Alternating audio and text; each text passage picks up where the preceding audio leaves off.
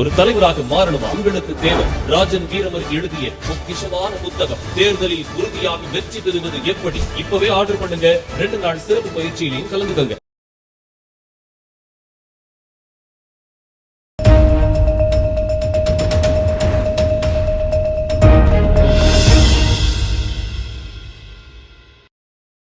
தினமலர் நேயர்களுக்கு வணக்கம். உரைகள் பவர்டு பை ராஜன் வீரமர் எழுதிய தேர்தலில் உறுதியாக வெற்றி பெறுவது எப்படி.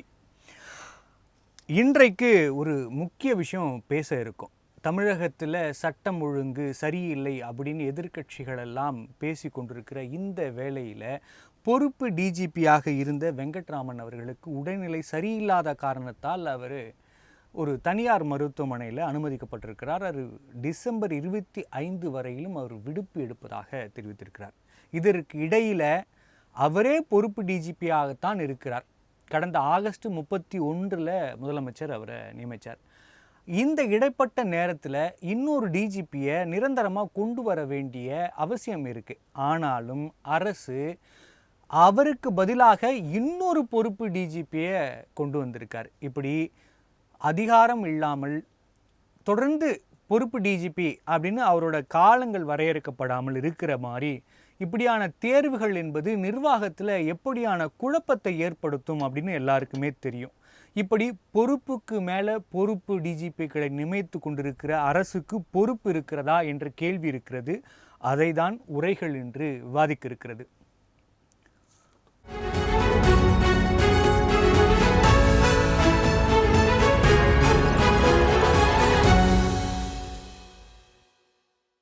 பொறுப்புக்கு பொறுப்பு.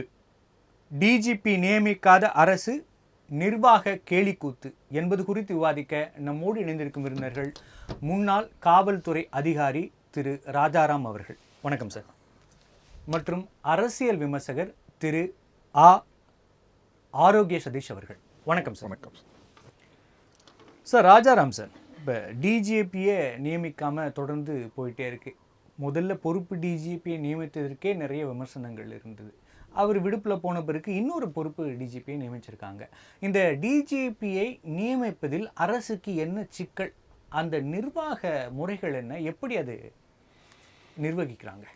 அதாவது 2006 சுப்ரீம் கோர்ட் டிஜிபியை, அதாவது டிஜிபி லாண்ட் ஆர்டர் அப்படிங்கிற அந்த போஸ்ட்டை வந்து எப்படி நிரப்பணும் அப்படின்னு ஒரு வழிகாட்டுதல் முறை கொடுத்துருக்காங்க ஒரு வழக்கில். அதன்படி இப்போ ஒருத்தர் டிஜிபி இருக்காங்க, ரிட்டையர்ட் ஆக போகிறாங்க அப்படின்னா ஒரு 3 months பிஃபோராக ஒரு பேனல் ப்ரிப்பேர் பண்ணணும். அன்னைக்கு எத்தனை டிஜிபி இருக்காங்களோ அந்த டிஜிபியில் யாரெல்லாம் எலிஜிபிள், சிலருக்கு வந்து சார்ஜஸ் இருக்கும், அந்த மாதிரி இல்லாமல் யார் யார் அந்த பேனலில் எலிஜிபிள் இருக்காங்களோ அந்த பேனலை ப்ரிப்பேர் பண்ணி யூபிஎஸ்சி, யூனியன் பப்ளிக் சர்வீஸ் கமிஷனுக்கு இங்கேருந்து அனுப்பணும். ரெக்கமெண்ட் பண்ணி கவர்மெண்ட் மூலம் அனுப்பணும். அங்கே போன அப்புறம் யூபிஎஸ்சி சேர்மன், மத்திய அரசின் உள்துறை செயலாளர், எந்த மாநிலத்துக்காக தேர்ந்தெடுக்கப்படுகிறாரோ அந்த மாநில உள்துறை செயலாளர், அப்போ பிரசன்டில் இருக்கக்கூடிய டிஜிபி, இந்த 4 பேரும் உட்காந்து அந்த பேனலை வந்து அவங்க வந்து ஸ்க்ரூட்டனைஸ் பண்ணி 1, 2, 3 இந்த 3 பேரையும் நீங்கள் கன்சிடர் பண்ணலான்னு சொல்லிட்டு ஒரு லிஸ்ட்டு ப்ரிப்பேர் பண்ணி எகெயின் அந்த கவர்மெண்ட்டுக்கு, ஸ்டேட் கவர்மெண்ட்டுக்கு அனுப்பிச்சி வைப்பாங்க. கவர்மெண்ட்டு, ஸ்டேட் கவர்மெண்ட்டுக்கு அந்த லைபிலிட்டி, இந்த 3 பேரை யாருனாலும் அவங்க நியமிக்கலாம் அப்படிங்கிறது தான் அதோட அந்த அவங்க கொடுத்த தீர்ப்போட அதுதான் வழிமுறை. அதுதான் பண்ணிகிட்டு இருக்காங்க. ஆனால் சில கவர்மெண்ட் அந்த வழிமுறைகளை பண்ணாமல் இருக்காங்க. அப்படி பண்ணாமல் இருந்தாங்கன்னா அதுக்கு வந்து அங்கேருந்து யாராவது இது மாதிரி கண்டெம்ப்ட் ஆஃப் கோர்ட் சுப்ரீம் கோர்ட்டில் ஃபைல் பண்ணாங்கன்னா அவங்க டைரக்ஷன் கொடுப்பாங்க. அது இப்போ நம்ம இதில் நடந்திருக்கு. இப்போ இதில் வந்து சங்கர் ஜிவால் அவங்க வந்து ரிட்டையர்ட் ஆக போகிறாங்க. அந்த 3 மாதத்துக்கு முன்னாடி பேனல் ப்ரிப்பேர் பண்ணியிருக்கணும். ஆனால் அவர் ரிட்டையர்ட் ஆகுது 2 நாளைக்கு முன்னாடியே, 1 வாரத்துக்கு முன்னாடி தான் பேனல் ப்ரிப்பேர் பண்ணி இங்கேருந்து அனுப்புகிறாங்க. அந்த பேனல் ப்ரிப்பேர் ஆகி அங்கே போனப்போ அங்கே ஸ்க்ரூட்டனைஸ் பண்ணுறதுக்கு அந்த கமிட்டியில் வந்து இதுக்கு இடையில் என்ன பண்ணுறாங்க, இவர் ரிட்டையர்ட் ஆகிடுறாரு. ஆனதுக்கப்புறம் பொறுப்பு டிஜிபியாக அந்த பேனலில் இருக்கக்கூடிய திரு வெங்கட்ராமன் அவர்களை நியமிக்கிறாங்க. அவர் இப்போ டிஜிபி, பிரசன்ட் டிஜிபி அவர் தான். ஆனால் அவர் பேரும் பேனலில் இருக்கனால அவர் போய் அட்டன் பண்ண முடியாது. ஸோ அவர் அட்டன் பண்ணலை. இவங்க 3 பேர் தான் அட்டன் பண்ணுறாங்க. யார்? யூபிஎஸ்சி சேர்மன், அந்த மத்திய உள்துறை செயலாளர், நம்ம உள்துறை செயலாளர். அப்போ ஸ்க்ரூட்டனைஸ் பண்ணல நம்ம உள்துறை செயலாளர் தரப்புலேருந்து சொல்லப்படுது, எனக்கு நேரடியாக தெரியாது, சொல்லப்பட்ட விஷயம் இந்த லிஸ்ட்டில் இருக்கக்கூடியவங்க இந்தந்த பேர்லலாம் வந்து அலிகேஷன்ஸ் இருக்குது, இவர் லாண்டாடில் வேலை செய்யலை, இவர் பேரில் சார்ஜ் இருக்குது அப்படின்னு சொல்லி அவங்க வந்து 1 2 3 அந்த வரக்கூடியவங்களை வந்து இவங்க அவாய்ட் பண்ணிடுறாங்க அப்படின்னு சொல்கிறாங்க. அதனால் அவங்க அங்கேருந்து அந்த 3 பேர் லிஸ்ட் அனுப்பலை. இந்த சமயத்தில் திரு ஹென்ரி டிபேன் உங்களுக்கு தெரியும், அவர் வந்து சுப்ரீம் கோர்ட்டில் வந்து ஃபைல் பண்ணுறாரு கண்டெம்ப்ட் ஆஃப் கோர்ட். அந்த கண்டெம்ப்ட் ஆஃப் கோர்ட்டில் வந்து சுப்ரீம் கோர்ட் என்ன சொல்லுது, நீங்கள் 3 பேர் லிஸ்ட்டு ப்ரிப்பேர் பண்ணி அனுப்பிச்சி விடுங்க அப்படின்னு சொல்லிடுறாங்க. அந்த டைரக்ஷன் பிரகாரம் இந்த 3 பேர் திருமதி சீமா அகர்வால், அப்புறம் ராத்தோர் சார், அப்புறம் ராஜீவ்குமார், அங்கே இந்த 3 பேரோட பேரை வந்து அனுப்பிச்சிடுறாங்க கவர்மெண்ட்டுக்கு. நம்ம கவர்மெண்ட் வந்து அதை அந்த 3 பேர்லேயும் இவங்க பேரில் இந்த பிரச்சனை இருக்குது அப்படின்னு சொல்லிட்டு நியமிக்காமல் அவங்களுக்கு ஒரு லெட்டர் எழுதி அது பெண்டிங்கில் இருக்குது. அதனால் இன்சார்ஜ் டிஜிபி நியமிக்கப்பட்ட திரு வெங்கட்ராமன் தொடர்றாரு. இந்த சமயத்தில் இவங்க வந்து இந்த 3 பேரில் ஒருத்தர் நியமிச்சிட்டாங்கன்னா ஆட்டோமேட்டிக்காக அவருக்கு அந்த அவரோட பொறுப்பை மட்டும் அவர் பார்த்துக்குவார். இந்த பொறுப்பு டிஜிபிங்கிற பொறுப்பு அவருக்கு இருக்காது. இதுக்கு இடையில் அவருக்கு இப்போ உடல்நிலை பாதிக்கப்பட்டு அவர் மருத்துவமனையில் அட்மிட் ஆகி மெடிக்கல் லீவில் போயிட்டாங்க. ஸோ அந்த பொறுப்பு டிஜிபி போஸ்ட்டுக்கு யாரையாவது நியமிக்கணும் அப்படிங்கிறதுல இப்போ அபய்குமார் சிங் அவங்க விஎன்டிசியில் இருக்காங்க. அவங்க வந்து ஜனவரி 3ஆம் தேதி ரிட்டையர்ட் ஆகிறாங்க. அவங்கள வந்து பொறுப்பு டிஜிபியாக நியமிச்சிருக்காங்க. இப்போ அவங்க வந்து 3ஆம் தேதி ரிட்டையர்ட் ஆயிடுவாங்க. இதுக்கு இடையில் இந்த பேனலில் இருக்கக்கூடியதில் ஏற்கனவே சஞ்சய் மாத்தூர் சார் வந்து ரிட்டையர்ட் ஆகிட்டார்னு நினைக்கிறேன். ஆக இன்னும் ஒரு 3 பேர் இப்போ டிஜிபி ஆக போகிறாங்க ஜனவரி மாதத்தில். யாரெல்லாம்னா டேவிட்சன் ஆசீர்வாதம் சார் இருக்காங்கல்ல, ஏடிஜிபி எல்லண்டோ, அவங்க மேடம் பாலநாகமாதேவி, அப்புறம் இன்னொரு ஆஃபீஸர், இந்த 3 பேர் இப்போ டிஜிபி ஆகிடுவாங்க. இப்போ அடுத்தால ஒரு லிஸ்ட்டு ப்ரிப்பேர் பண்ணால் இந்த 3 பேரோட லிஸ்ட்டு பேர் வந்து அதில் இன்க்ளூட் ஆகும்.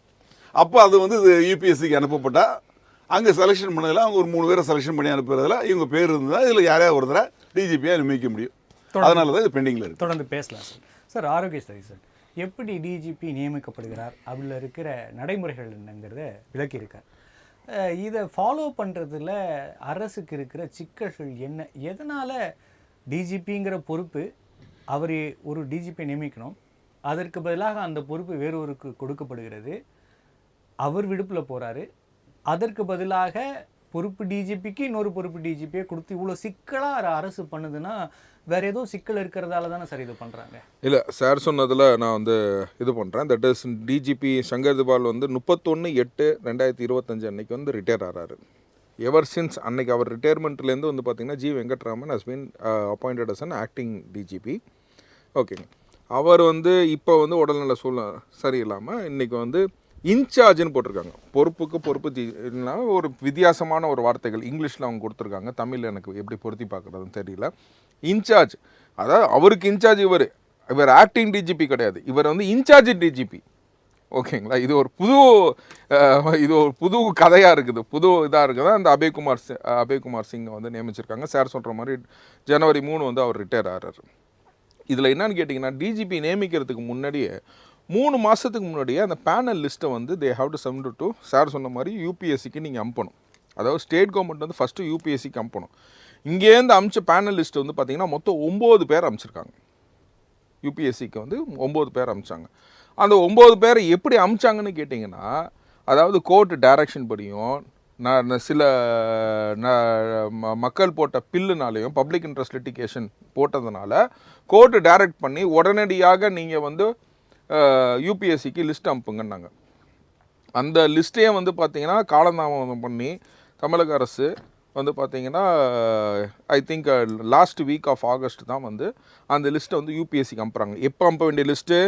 3 மாதத்துக்கு முன்னாடி அனுப்ப வேண்டிய லிஸ்ட்டை காலதாமதம் பண்ணி கடைசியாக அவர் வேலையை விட்டு போகும்போது அனுப்புகிறாங்க. அனுப்பிச்சிட்டு அன்றைக்கி இவங்க தே ஆர் வெல் ப்ரிப்பேர்டு.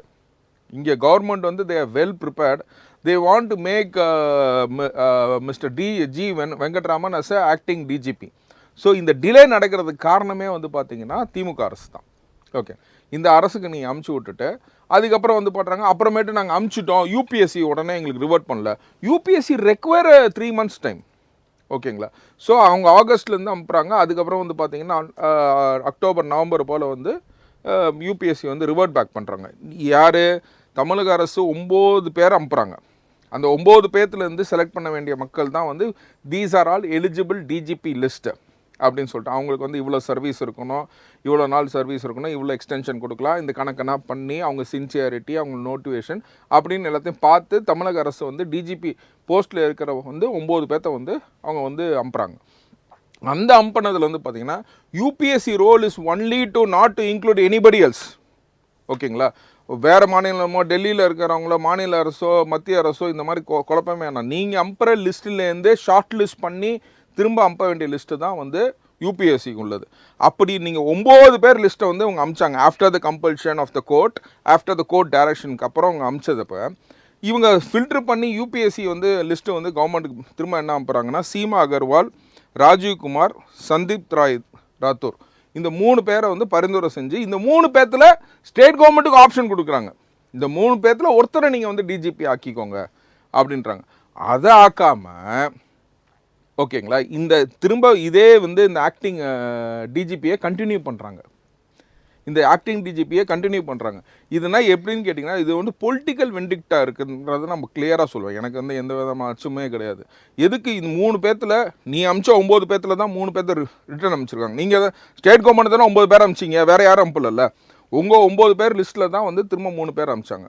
இப்போ என்னன்னு கேட்டிங்கன்னா இந்த 3 பேர்த்தில் யாரையாச்சும் வந்து பார்த்திங்கன்னா நியமிச்சிட்டா, இப்போ சார் சொன்ன மாதிரி வந்து பார்த்திங்கன்னா டேவிட் ஆசீர்வாதம், டேவிட் தேவ ஆசீர்வாதம் அவர் வந்து இப்போ வந்து டிஜிபியே கிடையாது. Who can become a DGP இந்த மந்த் ஆஃப் ஜானோ ஃபெபோ. ஓகேங்களா, அவர் ஆன பிறகு புரிஞ்சுங்களா, ஒரு மனுஷனை நாங்கள் நினைக்கிறவங்கள வந்து நாங்கள் டிஜிபி ஆகணும். ஓகேங்களா, இங்கே சீனியாரிட்டியும் கிடையாது, ஒன்றுமே கிடையாது, ஸ்ட்ரைட் பொலிட்டிக்கல் வெண்டேட்டா. ஓகேங்களா, எனக்கு வேண்டியவங்க மட்டும் தான் இருக்கணும். ஏன்னு கேட்டிங்கன்னா இதில் யாரையாச்சும் 3 பேர்த்தில் இன்றைக்கி நீங்கள் அப்பாயின்ட் பண்ணிட்டீங்கன்னா நெக்ஸ்ட்டு இவங்க கூட தான் நீங்கள் 2 வருஷம் திரும்ப ட்ராவல் பண்ணணும் அஸ் எ டிஜிபி. இப்போ நமக்கு இருக்கிற தமிழ்நாடு சூழ்நிலை, பொலிட்டிக்கல் சூழ்நிலையை நம்ம அறிந்து பேச வேண்டும். அறிந்து என்னன்னு கேட்டிங்கன்னா இன்றைக்கி வந்து டிஜிபிக்கு வந்து அனுப்புகிறாங்க. ஓகேங்களா, ஒரு எஃப்ஐஆர் போட சொல்கிறாங்க. ஓகே, போன வாரத்துலேருந்து வந்து பார்த்திங்கன்னா EDS return page of 252 pages with proof. அதாவது கேஎன் ஒரு அமைச்சர் வந்து பார்த்திங்கன்னா இவர் வந்து இவ்வளோ ஊழல் பண்ணியிருக்காரு, கேஷ் ஃபார் ஜாப்ஸ் அதுலேயும் வந்து ப்ளஸ் கான்ட்ராக்ட்ஸ்லேயும் வந்து ஊழல் பண்ணியிருக்காரு அப்படின்னு சொல்லிட்டு ஃபஸ்ட்டு வந்து 880 crores சொன்னாங்க. அதுக்கப்புறம் வந்து பார்த்திங்கன்னா 1020 crores சொல்லிட்டு ஊழல் பண்ணியிருக்காரு அப்படின்னு சொல்லியிருக்காங்க. இதுக்கு வந்து யார் கையெழுத்து போடணும்? டிஜிபி தான் கையெழுத்து போடணும். இப்போ டிஜிபி கையெழுத்து போட்டார்னா திமுகவில் இருக்க அத்தனை அமைச்சர்களும் வந்து பார்த்திங்கன்னா எலெக்ஷனை வந்து உள்ளுக்குள்ளேருந்து தான் நடத்துவாங்க. உள்ளுக்குள்ளே போயிடுவாங்க, கம்ப்ளீட்டாக உள்ளுக்குள்ளே போவாங்க. ஏன்னா முகாந்திரத்தோட ED's return to the DGP, ED's return to the police officials அப்படிங்கிறது கிடையாது. ED's return with the documents, அவங்க WhatsApp chat, how they're appointed, how it has happen, what is the commission they had taken. அந்த கமிஷன்லேருந்து 7.5% to 10% has gone to the DMK public property, அவங்க party DMK party fund எல்லாம். It is a clear proof. இந்த நிலைமையில் வந்து பார்த்தீங்கன்னா இப்போ இவங்க அதாவது இவங்க அமிச்ச 9 பேர்த்தில் 3 பேர்த்த அவங்க திரும்பி அமைச்சிருக்காங்களா, இதில் யாரையாச்சும் ஒருத்தர் அப்பாயிண்ட் பண்ணிட்டா ஓகேங்க, இவங்க அமைச்சர்கள்னா ஓகேங்களா புழல்லையோ திருச்சி ஜெயிலையோ இருந்து தான், இல்லைன்னா தீகாரு கூட போகிறதுக்கு வாய்ப்பு இருக்குது. இவங்க நாமினேஷனே ஃபைல் பண்ண முடியாது. அந்த நிலைமைக்கு இவங்க அமைச்சர்கள் போயிடுவாங்க. திமுகவில் நிற்கிறதுக்கே ஆள் இருக்காது. எல்லாம் ஃப்ராடு, எல்லாத்து மேலும் கேஸ் இருக்குது, எல்லாத்து மேலும் ஸ்கேம் இருக்குது. ஸோ இந்த DGP makes a very pivot role. இன்னொன்று வந்து என்னன்னு கேட்டிங்கன்னா இவங்க வெயிட் பண்ணுறாங்க. இப்போ ஒருத்தர் எலிஜிபிள் இல்லாத ஒரு பர்சன் டேவிட் ஆசர், அவரை வந்து ஒரு ஃபோக்கஸ் பண்ணி ஓகேங்களா தனக்கு வந்து ஒரு கட்டுமஸ்தானாக இருப்பாப்புல அப்படின்னு சொல்லி அதுக்காக யோசிச்சு அவரை அப்பாயிண்ட் பண்ணுன்றதுக்காக கேம் தான் அது. நாளைக்கு இதே திமுக அரசு டேவிட் ஆசீர்வாதத்தை அப்பாயிண்ட் பண்ணலைன்னா, தேவ ஆசீர்வாதத்தை அப்பாயிண்ட் பண்ணலைன்னா அதுக்கப்புறம் இந்த டிஸ்கஷன் நம்ம திரும்ப கொண்டாடலாம். ஏன்னா this give to the speculation. இல்லை, இப்போ நீங்கள் சொல்வது என்பது ஒரு அனுமானத்தின் அடிப்படையில் தான். இதற்கான ஒரு இல்லை சார், நான் எங்கேயோ இல்லை, நான் ஒன்றுமே நான் சொல்லலை. நீங்கள் அமிச்ச நான் அதுக்கு தான் நான் சொல்கிறேன். ஸ்டேட் கவர்மெண்ட் அமிச்ச லிஸ்ட்டு தானே அந்த 9 பேர். அந்த 9 பேர்த்துலேருந்து செலக்ட் பண்ணுங்கன்னு சொல்லி அமிச்ச லிஸ்ட்டு யாரோடது? ஸ்டேட் கவர்மெண்ட்டோடது தானே. அந்த ஸ்டேட் கவர்மெண்ட் லிஸ்ட்லேருந்து 3 பேரை செலக்ட் பண்ணி அனுப்புகிறாங்கல்ல. ஓகேங்களா, மொத்தம் 9 லிஸ்ட்லேருந்து நான் வந்து வேறு யாரையும் நான் கொண்டு வரல. அதை தான் நான் மீன் பண்ணி சொல்கிறேன். இப்போ சீமா அகர்வால், ராஜீவ்குமார், சந்தீவ் ராய் ரத்தோர், இந்த 3 பேருமே வந்து பார்த்தீங்கன்னா நீங்கள் அமிச்ச லிஸ்ட்லேருந்து தான் நாங்கள் ஃபைனலைஸ் பண்ணி கொடுக்குறோம். அந்த 9 பேர்த்துலேருந்து பார்த்தீங்கன்னா as per the norms, as per the Prakash Singh vs union of India 2006 judgment படி UPSC has to work on so and so thing. இதை தான் நாங்கள் என்ன சொல்கிறோன்னு கேட்டிங்கன்னா டிரான்ஸ்பரன்சியாக நீங்கள் ஒர்க் பண்ணுங்கள். ஓகேங்களா? இந்த ஆக்டிங் டிஜிபிக்கு வந்து இன்சார்ஜ் டிஜிபி, இதுனா வந்து நீங்கள் வந்து you are taking your own lame. இப்போ திமுக அரசை நீங்கள் பொறுத்த வரைக்கும் பார்த்தீங்கன்னா எந்த கோர்ட் ஆர்டராக இருந்தாலும் வந்து பார்த்தீங்கன்னா தே ஓவர்லோட் இட். நான் இதை வந்து தவிர்த்தே பேசுறது இல்லை.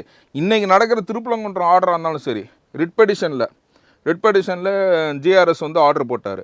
அதுக்கு அகெயின்ஸ்டாக டிவிஷன் பெஞ்ச் போட்டாங்களா? டிவிஷன் பெஞ்சில் என்ன ஆச்சு? அதுவும் அப்பல் பண்ணாங்களா? சுப்ரீம் கோர்ட்டுக்கு போனாங்களா? சுப்ரீம் கோர்ட்டும் ஸ்டே கொடுக்கல.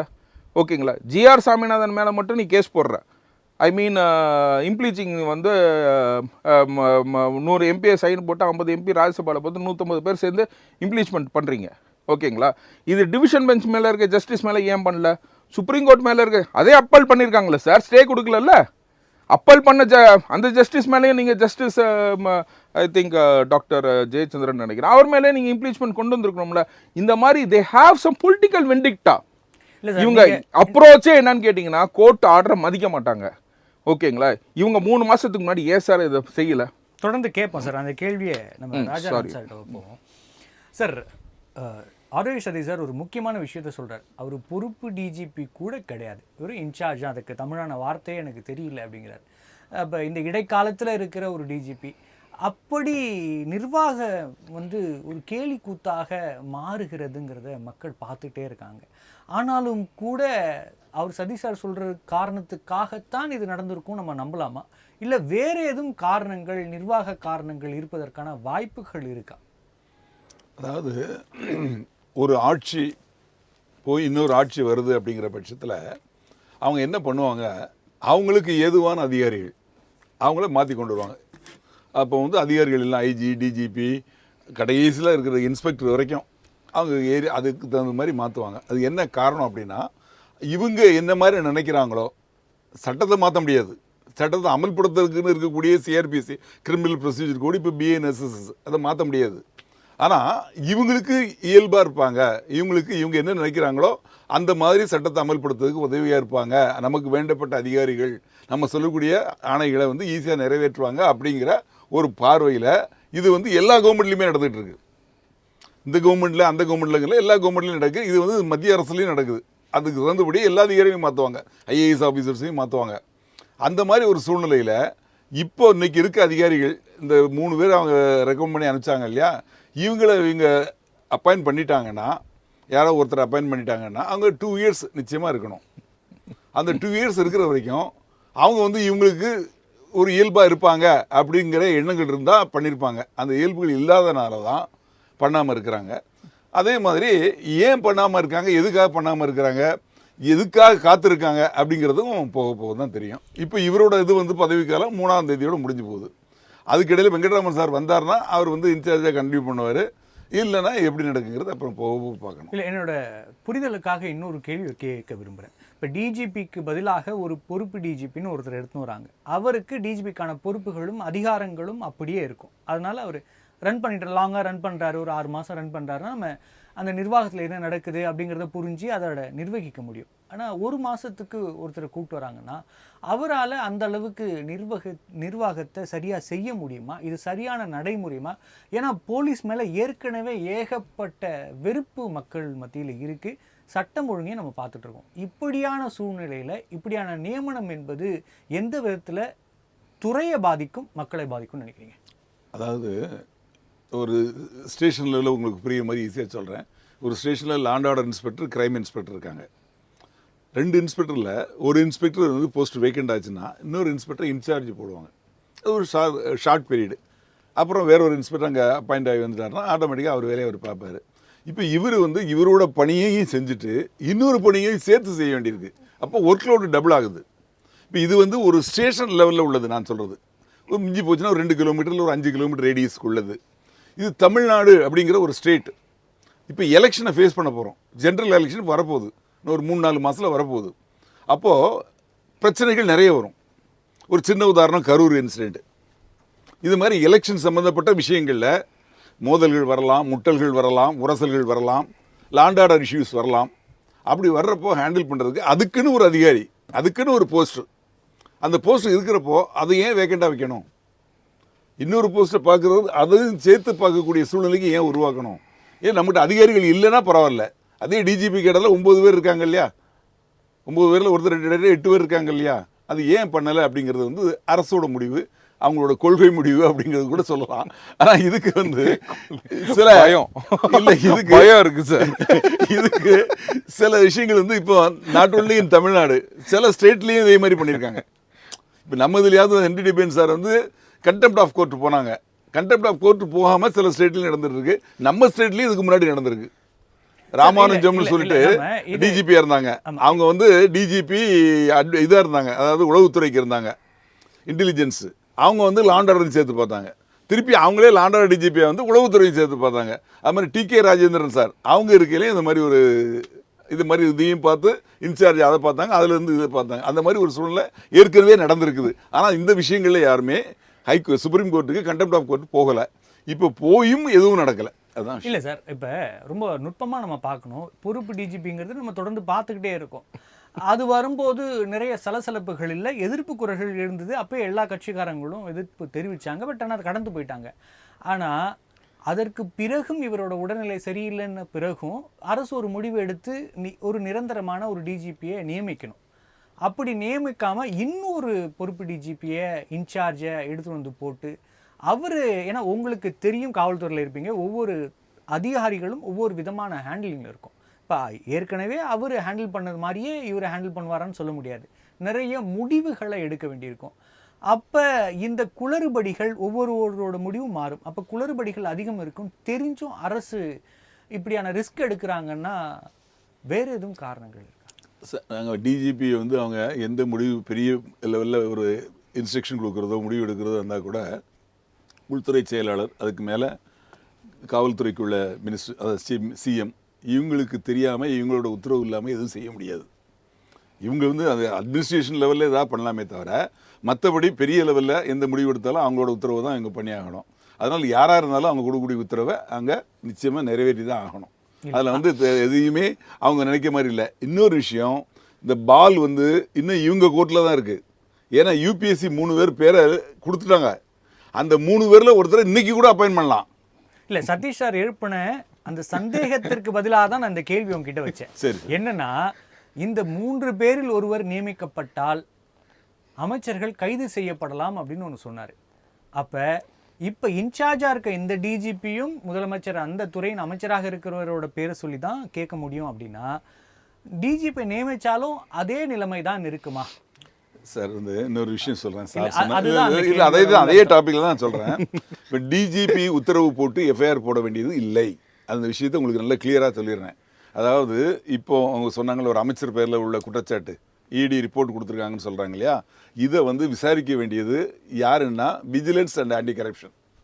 அந்த விஜிலன்ஸ் அண்ட் ஆன்டி கரப்ஷனில் டிஜிபியாக இருக்கார் யாருன்னா திரு அபய் குமார் சிங் தான் அங்கே டிஜிபி இப்போ. ஆனால் அந்த விஎன்டிசியில் ஒரு எஃப்ஐஆர் போடணும்னா அவரு நினச்சாலும் உடனே போட முடியாது. என்ன ப்ரொசீஜர் அப்படின்னா, இப்போ இந்த கம்ப்ளைண்ட் இருக்கு இல்லையா, டிஜிபிகிட்ட கொடுத்தாங்க, சீஃப் செக்ரட்டரி கொடுத்தாங்கல்ல, இந்த கம்ப்ளைண்ட் வந்து விஜிலன்ஸ் கமிஷனர்னு ஒருத்தர் இருக்கார். அந்த விஜிலன்ஸ் கமிஷனருங்கிறவர் ஒரு சீனியர் ஐஏஎஸ் ஆஃபீஸர், அது equal to chief secretary cadre. அவர் தான் அந்த விஜிலன்ஸ் அண்ட் ஆன்டி கரப்ஷனுக்கு ஹோல் இன்சார்ஜ். அவர் வந்து அந்த பெட்டிஷனை கீழே போட்டு ப்ரிலிமினரி என்கொயரி பண்ணணும்னு சொல்லி போட்டார்னா அப்புறம் தான் டிஜிபிக்கு வரும். எந்த டிஜிபிக்கு? விஜிலன்ஸ் ஆன்டி கரப்ஷனோட டிஜிபிக்கு அவருக்கு கீழே தான் அவருக்கு வந்து அவர் வந்து கீழே வரிசையாக போட்டு ஒரு இன்ஸ்பெக்டர் லெவலில் ப்ரிலிமினரி என்கொயரி, ஊழல் தடுப்பு மற்றும் கண்காணிப்பு, அந்த டிஜிபி தான். அவரே கூட அவருக்கே அதிகாரம் கிடையாது சொல்ல வரேன். அவர் வந்து கீழே போட்டு கீழே கடைசி லெவலில் ஒரு இன்ஸ்பெக்டர் லெவல்லையோ ஒரு டிஎஸ்பி லெவல்லையோ இந்த என்கொயரி அவங்க சொன்னாங்கல்ல, இந்த கண்டிஷன் எல்லாத்தையும் விசாரித்து இதில் பிரிமா ஃபேசி மேட் அவுட் ஆயிருக்கு அப்படின்னு ஒரு ரிப்போர்ட் கொடுக்கணும். இப்போ 250 டாக்குமெண்ட் கொடுத்துருக்காங்க. அவ்வளோத்தையும் வெரிஃபை பண்ணி அவர் கொடுக்கறதுக்கு it will take months time. அந்த ரிப்போர்ட் வந்து திருப்பி வந்து அப்படியே படிப்படியாக மேலே போய் அவர்கிட்ட போவோம். யார்கிட்ட? அந்த செக்ரட்டரி இருக்கார் இல்லையா, விஜிலன்ஸ் செக்ரட்டரி போய் அவர் வந்து டீட்டெயில்டு என்கொயரின்னு சொல்லி ஒரு ஆர்டர் போடுவார். அது வந்து ஏற்கனவே விசாரித்த அதிகாரிக்கு போகாது, அவர் இல்லாமல் இன்னொரு அதிகாரிக்கு போகும். அவர் அதை விசாரிப்பார். விசாரித்து மேட் அவுட் ஆகிருக்கு, எஃப்ஐஆர் போடலான்னு சொல்லி எழுதினார்னா அது அப்படி படிப்படியாக போய் அந்த டிஜிபி வழியாக விஜிலன்ஸ் கமிஷனருக்கு போய் விஜிலன்ஸ் கமிஷனர் ரிஜிஸ்டர் எஃப்ஐஆர் அப்படின்னு கையெழுத்து போட்டு எழுதி கையெழுத்து போட்டால் மட்டுமே விஜிலன்ஸ் அண்ட் ஆன்டி கரப்ஷனில் எஃப்ஐஆர் போட முடியும். இதுக்கு 3 மாதமோ 4 மாதமோ 6 மாதமோ கூட ஆகலாம். அதே மாதிரி இருங்க. அதுக்கப்புறம் எஃப்ஐஆர் போட்டதுக்கு அப்புறமும் அரெஸ்ட் அப்படின்னு ஒன்று இருக்கு, அதுக்கும் அவரோட பெர்மிஷன் வாங்கணும். அப்புறம் சார்ஜ் ஷீட் போடுறதுக்கும் அவர்கிட்ட பெர்மிஷன் வாங்கணும். ஆக இது வந்து நேரடியாக கவர்மெண்ட்டோட கண்ட்ரோலில் இருக்குது. இப்போ இந்த சார் சொன்னாங்க, நீங்களும் சொன்னீங்களே, டிஜிபியாக இருந்தவர் அவர் கையெழுத்து போட்டால் உடனே எஃப்ஐஆர் போடணும்னு. அது மாதிரி அதில் போடுறதுக்கு அவரோட வழிமுறைகள் இல்லைங்கிறத சொல்லுவாங்க. கையெழுத்து என்பது எல்லாருக்குமே தெரியும் சார். யார் என்கொயரி ஆஃபீஸர் எல்லாருக்கும் டிராஃபிக் போலீஸ்ல சார்ஜென்ட் தான் நம்மளுக்கு பேசலாம். என்னோட கேள்வி மட்டும் வச்சுறேன். எல்லாருக்குமே தெரியும் என்கொயரி ஆஃபீஸர் யாரா இருப்பாங்க அப்படின்னு.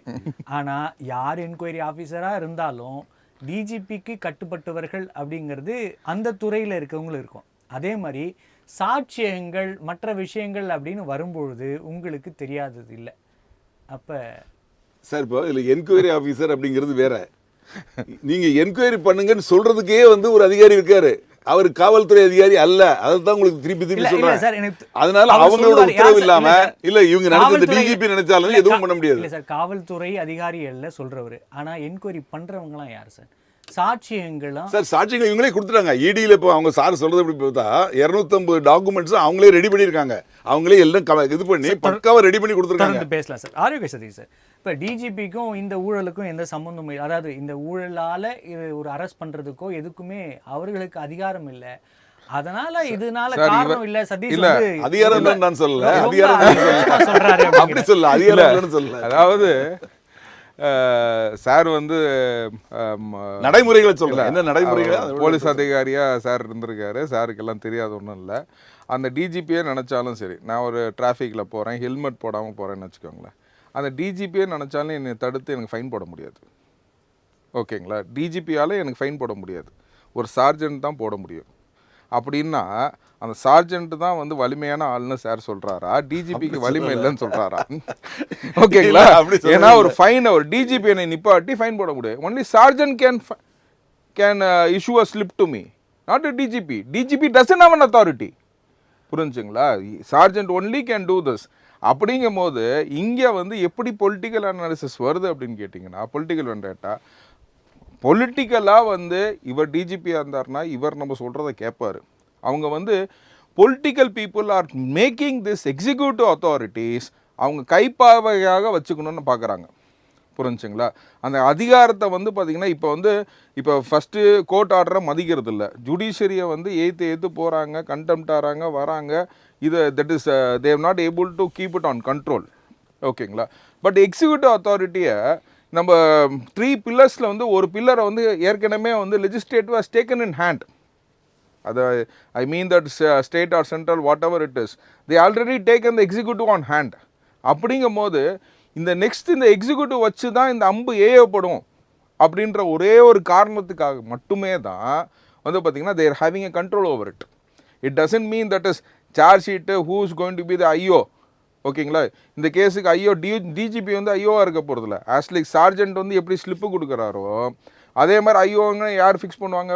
ஒரு மேக்ஸிமம் ஒரு ஏசியை போடுவாங்க, இல்லைனா ஒரு எஸ்பியை போடுவாங்க. ஓகேங்களா? அவ்வளோதான் வந்து உங்களால் பண்ண முடியும். இல்லைனா ஒரு இன்ஸ்பெக்டரை கூட போடலாம். ஓகேங்களா? இங்கே நாங்கள் இவ்வளோ முகாந்திரம் இருக்குது. ஓகேங்களா? இடி வந்து is giving the documents. First information ரிப்போர்ட்னா என்ன சார்? First we want to FIR போட்டோடனே நம்ம அரெஸ்ட் பண்ணுறதில்ல. எவ்வளோ கேஸில் நம்ம எஃப்ஐஆர் போட்டு வெளியில் தான் உட்காந்துருக்கோம். ஓகேங்களா? ஸோ எவ்வளவோ ஸ்கேம்ஸில் வந்து எஃப்ஐஆர் போட்டு வெளில தான் உட்காந்துருக்கோம். They have to collect the documents, they have to prevail, that is keeping him away. வெளியில் வர விட்டா எல்லா டாக்குமெண்ட்டையும் கலைச்சிருவாருன்ற ஒரே ஒரு சூழ்நிலை மட்டும்தான் அன்னெசரிலி சுப்ரீம் கோர்ட்டே சொல்லுது, don't arrest any person, unnecessarily don't arrest any person. If he is cooperating for investigation, let him be there. எதற்காக வந்து செந்தில் பாலாஜிக்கு அமைச்சர் பதவி கொடுக்கக்கூடாதுன்னு சுப்ரீம் கோர்ட் சொல்லுது? இன்றைக்கி அவங்க போயிட்டு திரும்ப வந்து பதவி போட்டு சுப்ரீம் கோர்ட்டில் அமைச்சர் பதவி கொடுக்கலாமான்னு. நீ அமைச்சராக இருந்தீங்கன்னா இந்த வேலையினா பண்ணுவேன், உனக்கு அமைச்சர் பதவி வேணுமா, பெயிலில் உனக்கு கேன்சல் பண்ணட்டுமான்னு கேட்டாங்க. நீ அமைச்சராகவே இரு, உள்ளுக்குள்ள இரு. அப்படின்னு சொல்லி சுப்ரீம் கோர்ட் ஹஸ் வாண்டம். ஓகேங்களா, அந்த பெட்டிஷனை வந்து வித்ரா பண்ணிட்டு வந்தாங்க. ஓகேங்களா, சுப்ரீம் கோர்ட்டில் போட்ட ரிலாக்ஸேஷன் பெட்டிஷனை வந்து அவங்க வித்ரா பண்ணிட்டு வந்தாங்க. ஸோ செந்தில் பாலாஜிக்கு இது ஆனது. ஸோ இதுதான் வந்து ஜுடிஷியரி ஒரு ஆங்கிளில் பார்க்குது. ஓகேங்களா, அண்ட் எக்ஸிக்யூட்டிவ் பீப்புள் அவங்க இப்போ டிஜிபி வந்து எப்படின்னு கேட்டிங்கன்னா, போலீஸ் டிபார்ட்மெண்ட்டே என்னன்னு கேட்டிங்கன்னா ஒபே த ஆர்டர். இதுதான் அவங்க காதில் வந்து 58 வருஷத்துக்கு உழுவுது. கடைசியில் அந்த ஒபே த ஆர்டர் யார் சொன்னாலுமே வந்து ஒபே 60 வயசு இப்போ ஒபே த ஆர்டர் 60 வயசுக்கும் ஒழிக்குது. சமயத்தில் இப்போ இந்த ஒபே த ஆர்டர் யார் சொல்கிறாங்கன்னு கேட்டிங்கன்னா, legislative people started telling the obey the order. இந்த கை பார்வையை மட்டும்தான், இது வந்து political vendetta. They want to make their people as DGP for this Tamil Nadu. இப்போ இவங்கள நியமிச்சுட்டா சீமா அகர்வால், ராஜீவ்குமார், சந்தீப் ராய் ராத்தூர் வந்து போட்டாங்கன்னா நெக்ஸ்ட் 2 இயர்ஸ் அங்கே 2 இயர்ஸில் நீங்கள் பார்த்தீங்கன்னா டேவிட் தேவ ஆசீர்வாதம் வந்து பார்த்தீங்கன்னா அவர் வெளியில் போயிடுவார். அவருக்கு எக்ஸ்பீரியன்ஸ் முடிஞ்சிருக்கும். He will not be in the tenure and tomorrow he cannot become a DGP.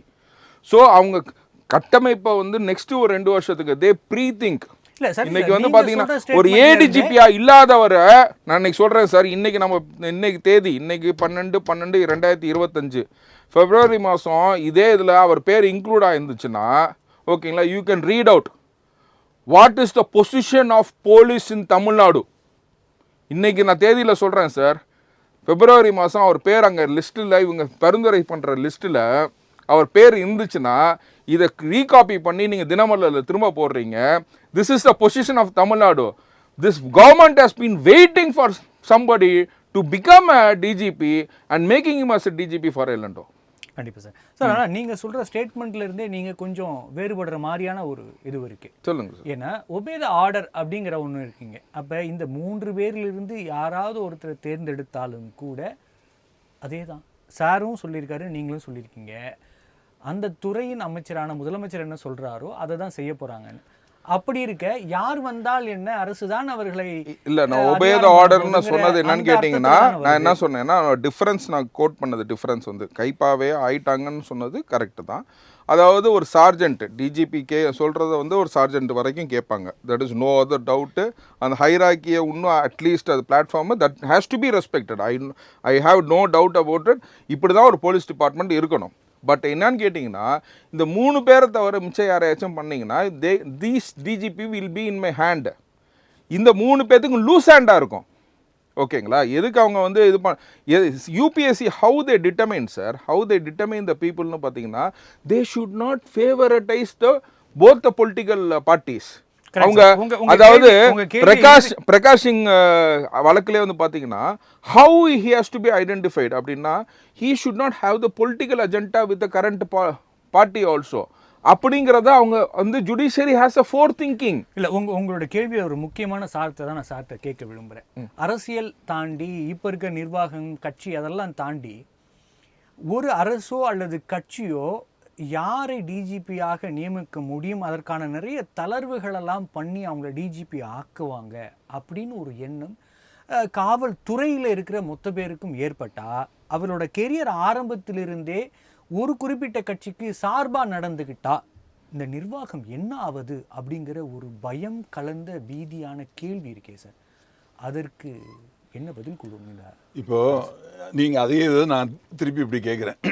இன்றைக்கி இவங்க ஒரு கவர்மெண்ட் இருக்குது, இன்னும் ஒரு 4 மாதத்தில் எலெக்ஷன் வரப்போகுது. இந்த கவர்மெண்ட்டே கண்ணியும் ஆகலாம், வேற ஒரு கவர்மெண்ட் கூட வரலாம். ஆனால் நீங்கள் இன்றைக்கி நியமிக்கக்கூடியவர் 2 ஆண்டுகள் இருப்பார். அப்போது நீங்கள் எதிர்கட்சி ஆகிட்டீங்கன்னு ஆகக்கூடாது. நான் அதை பற்றி பேசுறதுக்கு நான் வரல, எனக்கு அது சம்மந்தமே கிடையாது. நான் என்னோட டாபிக் அது இல்லை. அப்படி ஒரு சூழ்நிலை வந்தால் இவங்கால அவர் உள்ளே இருப்பார். அவங்க எடுக்கக்கூடிய எல்லா முடிவும் இவங்களுக்கு தெரியும். புரியுதா உங்களுக்கு? இதே தான் வைஸ் வர்சா நடந்துடக்கூடாதுங்க தான் அதை பண்ணுறாங்க. இல்லை, என்னோட கேள்வி என்பது நீங்கள் சொன்ன கான்டெஸ்ட் நான் புரிஞ்சுக்கிறேன். ஆனால் இந்த டிஜிபியால் 2 அரசியல் கட்சிகளுக்கு என்ன நடக்குதுங்கிறது மக்களுக்கான கவலை இல்லை. இந்த டிஜிபியால் இந்த அரசியல்வாதிகள் இன்ஃப்ளூயன்ஸ் பண்ணுறதால மக்களுக்கு என்ன நடக்குதுங்கிறது பெரிய இம்பேக்ட் இல்லை சார். ஆமாம். இப்போ இவர் வந்து இந்த 2 வருடத்தில் ஒரு பெரிய தவறான முடிவுகள் கூட எடுக்க மாட்டார். ஏன்னா உச்சபட்ச அதிகாரத்தில் இருக்கார். அதை நம்ம புரிஞ்சிக்க முடியுது. தவறு செஞ்சால் நிறைய விஷயங்கள் தெரிஞ்சிடும், பெரிய தவறுகளாக தான் இருக்கும், விட்டுருங்க. ஆனால் இந்த இடத்துக்கு வருவதற்கு முன்பு அவர் நிறைய படிநிலைகளில் வேலை செஞ்சுருப்பார். அப்போ ஒரே நாளில் ஒரு சார்பு எடுத்துட மாட்டாங்க. அப்போ தொடர்ந்து ஒரு கட்சியை சார்பாக இருந்திருப்பாங்க. இப்போ புதுசாக வரவங்களும் அந்த நிலைப்பாடை எடுப்பாங்க. அப்படி எடுத்தாங்கன்னா ஆட்சிகள் மாறி மாறி இருக்கும், ஆனால் பாதிக்கப்பட போகிறது மக்கள். அப்போ துறையிலே சீர்திருத்தம் செய்யணும். அப்போ இந்த டிஜிபிகளாக வருவர்கள் யாரும் சாதாரண ஆட்கள் இல்லை, அவர்கள் நிறைய படித்தவர்கள், அதிகாரத்தில் இருந்தவர்கள், அவருக்கெல்லாம் தெரியும். அப்போ இப்படி போனால் டிபார்ட்மெண்ட்டே புறையோடு போயிடுங்கிறத தாண்டி சமூகத்தின் பாதுகாப்பே கேள்விக்குறியாயிடும். இதை எதிர்த்து ஏன் அதிகாரிகள் கேள்வி கேட்பதில்லை? என்னதான் உபயமை ஆர்டராக இருந்தாலும் அவர்களுக்கு அதிகாரம் இருக்கிறது, அறிவு இருக்கிறதுங்கிறது ஒன்று இருக்கு இல்லையா? அதாவது நம்ம தமிழ்நாட்டை பொறுத்தவரை 5 வருடத்துக்கு ஆட்சி மாற்றங்கள் நடந்துகிட்டே இருக்குது, மாறி மாறி வந்துட்டு இருக்காங்க. இடையில தான் ஒரு வாட்டி 2 கண்டினியூஸாக எம்ஜிஆர் பீரியடில் கண்டினியூஸாக இருந்தாங்க. இப்போ போன பீரியடில் ஜெயலலிதா மேடம் இறந்து போனாங்க, அந்த சமயத்தில் இருந்தாங்க. ஆமாம். ஆனால் மற்ற அதிகாரிகள், அதாவது இந்த 5 ஆண்டுகளுக்கு ஒரு மாறுறப்போ இதே அதிகாரிகள் ஏற்கனவே 30 வருஷம் 35 வருஷம் சர்வீஸ் உள்ளவங்க தான் அவங்க. இவங்க எல்லா கவர்மெண்ட்லையும் வேலை பார்த்துருப்பாங்க, இந்த கவர்மெண்ட்லையும் வேலை பார்த்துருப்பாங்க, அந்த கவர்மெண்ட்லையும் வேலை பார்த்துருப்பாங்க. அது மட்டுமே காரணம். இவங்க பொலிட்டிக்கல் அப்படிங்கிறது எல்லாம் ஒன்றும் காரணம் கிடையாது. இவங்களோட திறமைகள் அப்படிங்கிறது ஒரு காரணம், அது ஒரு முக்கியம். அதன் அடிப்படையில் தான் இப்போ வால்டர் தேவா இல்லை இப்போ நான் சொல்றேன் கேளுங்க. சில அதிகாரிகள் சொல்றேன் அடிப்படையில் அவர்கள் தேர்ந்தெடுக்கப்பட்ட இல்லை, நான் சொல்றது கொஞ்சம் கேளுங்க. வால்டர் தேவாரன் சார் இருந்தாங்க, ஸ்ரீபால் சார் இருந்தாங்க, விஜயகுமார் சார் இருந்தாங்க. இந்த அதிகாரிகள்லாம் எல்லா கவர்மெண்ட்லையும் தான் வேலை பார்த்தாங்க. யாரும் இவங்களை குறை சொன்னாங்களா? யாரும் குறை சொல்லல. என்ன காரணம்னா இல்ல திறமையான அதிகாரிகள் இல்ல திறமையான அதிகாரிகள் தான் மேல வர முடியும். ராஜாராம் சார் 3 பேரை சொல்லியிருக்கீங்க. ஆனா தமிழகம் பார்த்த டிஜிபியோட லிஸ்ட்டுங்கிறது ரொம்ப பெருசு. அதற்கான பதிலாவே நான் அதை எடுத்துக்கிறேன். ஆரோக்கிய தாஜி சார், இப்போ இது எல்லாமே தாண்டி டிஜிபிக்கள் அப்படிங்கிறவர்களே இந்த கட்சி சார்புடையவர்கள், அந்த காட்சி சார்புடையவர்கள் அப்படிங்கிற ஒரு அடையாளம் இன்னைக்கு நடக்கல இருக்கு. இததான் வந்து இது மினிமைஸ் பண்றதுக்கு தான் வந்து பாத்தீங்கன்னா இந்த சுப்ரீம் கோர்ட் போட்ட ஆர்டர்ல how it has to be, அவங்க இன்டிகிரிட்டி, அவங்க they should not be politically influenced person. இப்போ நீங்கள் சொல்கிற ஒரு கேரக்டர், இப்போ நான் டேவிட் தேவா ஆசீர்வாதம்னு சொன்னேன்னா he is aligning with which பார்ட்டின்றது உங்கள் மனசில் வந்துருச்சு பார்த்தீங்களா? அந்த அலைன்மெண்ட் இருக்கக்கூடாது. ஸோ இல்லை பொலிட்டிக்கலி பேலன்ஸ்டு பர்சனாக இருக்கக்கூடாது அப்படின்றதுக்காக தான் வந்து பார்த்தீங்கன்னா இப்போ இந்த 3 பேரை சொல்லியிருக்காங்களே, ஏன் இந்த திமுக கவர்மெண்ட் ஏன் இவங்களை இது பண்ணும்போது இவங்க வந்து இல்லை இந்த 3 பேருமே வந்து பார்த்தீங்கன்னா as they aligned with any other political party. இதுக்கு முன்னாடி இவங்க வந்து எந்த பொலிட்டிக்கல் பார்ட்டிலையும் அலைன்மெண்ட்ஸ் வச்சது இல்லையே. ஸோ யூபிஎஸ்சி கைட்லைன்ஸ் படி யூபிஎஸ்சி ஹவு இப்போ அட்லீஸ்ட் நம்ம ஊரில் ஒழுங்காக இருக்கிறது வந்து இந்த யூபிஎஸ்சி தான். இந்த யூபிஎஸ்சி கைட்லைன்ஸ் படி அவங்க ஃபாலோ பண்ணுறதுனால they should not be bias for any political பார்ட்டிங்கிறாங்க. But this government is preferring to place the person who is in favour of them அப்படின்றதோட தான் எனக்கு இறுதி கருத்து. நன்றி சார், நம்மளுடைய விவாதத்தில் கலந்து கொண்டு பல்வேறு கருத்துக்களை நம்மோடு பகிர்ந்து கொண்டமைக்கு நன்றி. மற்றும் ஒரு நிகழ்ச்சியில் சந்திக்கலாம்.